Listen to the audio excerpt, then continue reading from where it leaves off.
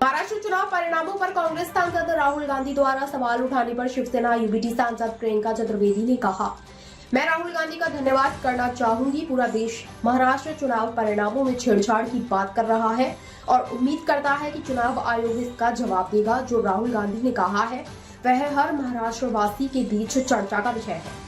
मैं उनका धन्यवाद व्यक्त करना चाहूँगी, क्योंकि जो चीज़ पूरे देश में गूंज रही है कि महाराष्ट्र का जो चुनाव हुआ है वो पूरा मैनिपुलेशन से हुआ है, वोटर रजिस्ट्रेशन में हेराफेरी कर हुआ है, बूथ वाइज जो एडिशंस हुए हैं और सब्ट्रैक्शंस हुए हैं वो हर एक देशवासी जान रहा है और उम्मीद कर रहा है इलेक्शन कमीशन उसका जवाब देगी। पर सिर्फ इलेक्शन कमीशन के कान तक ये नहीं पहुंचा है किस तरीके की हेराफेरी हुई है।